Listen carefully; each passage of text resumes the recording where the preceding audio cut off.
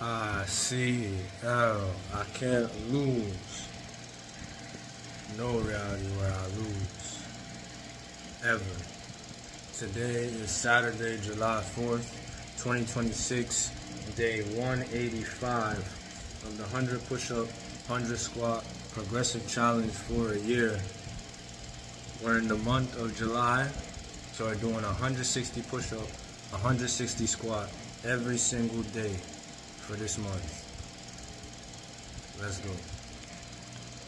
This is the spot. It's just different than any other place we've ever been to.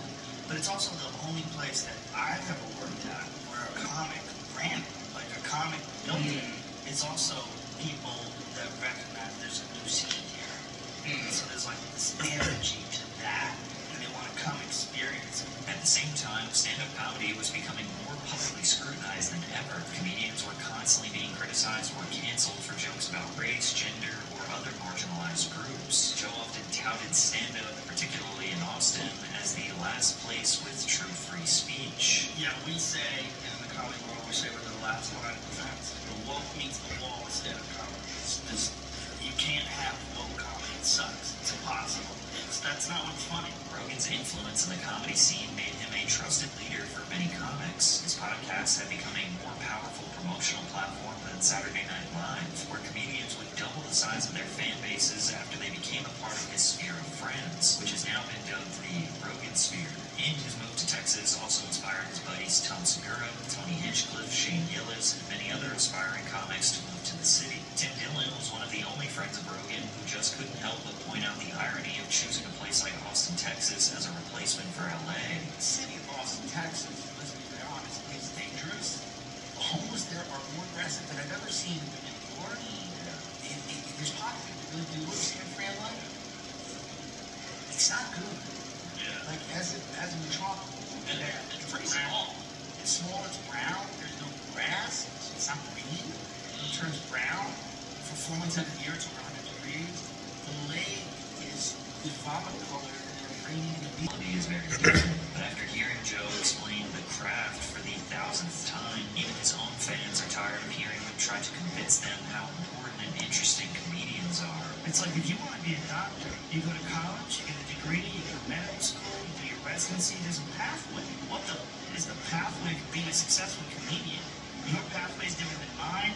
Mine's different than Duncan's or Ari's. We all have different pathways. A few moments later. All you have to do is you do open mic nights, you get funny, you build up an act, and then people come to see you, you build up a career, and the next thing you know, you become a successful comedian. That's what happened to you, that's what happened to me. It seems like over the past few years, Rogan started having a harder time differentiating between the fame he got on the podcast versus his stand-up. But we would see just how much he overestimated his comedic skills in 2024 when he announced his newest special, Burn the Boats. And while he hyped it up as an hour he had been working on for the past 6 years, there's one clip that perfectly summarizes this special. Joe glazing Elon Musk, screaming to make empty material feel bigger than it really was, and not even having a punchline. He was explaining to me how this rocket ship his company designed is going to move civilization to Mars. He's telling me all the calculations. Halfway through him explaining this, I stopped paying attention. All I'm imagining 4 dudes strapped into a rocket on their way to Mars. Just shh. One guy pulls out a gun. Ooh, shoots that guy. Hey, shoots that guy. Means one guy allowed a gun.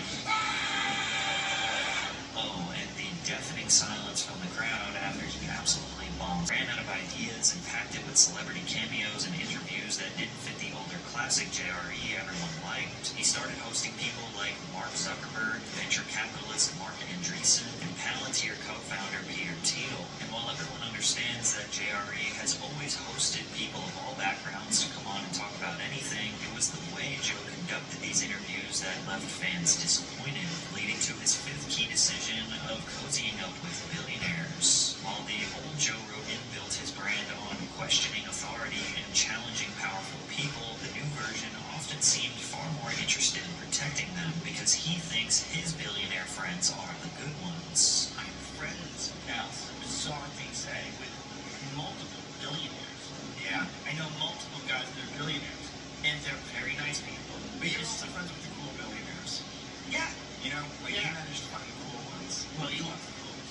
most devastating episodes to his reputation was when he sat down with Peter Thiel.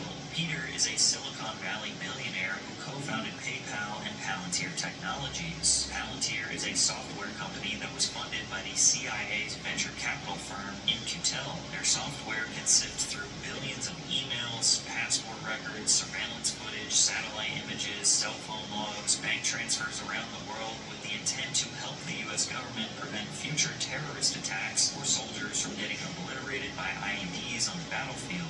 After they proved how effective their technology was in war zones, they started receiving billions of dollars in defense contracts, peace, and safety. He also had a strange non-answer when asked if he would prefer that the human race survive.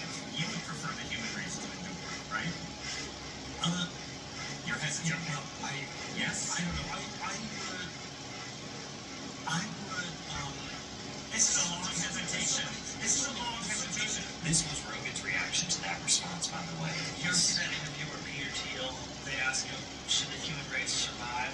And he has like this long pause. It's like, it's a really funny pause. Because if you know Peter, he's a brilliant man, and Peter carefully considers everything before he answers it. And just to add a cherry on top, Thiel was referred to by Jeffrey Epstein in the files as a great friend, and Epstein personally invested in one of his businesses. Joe Rogan had a wide-open opportunity to ask important questions about Palantir's technology, global surveillance, military contracts, and the ethics of building software that helps governments target, control, and kill people, but no, Joe Rogan did not ask a single question about Palantir or the Antichrist. Instead, Peter controlled the entire conversation and acted like he wasn't a player in the corrupt world run by big tech.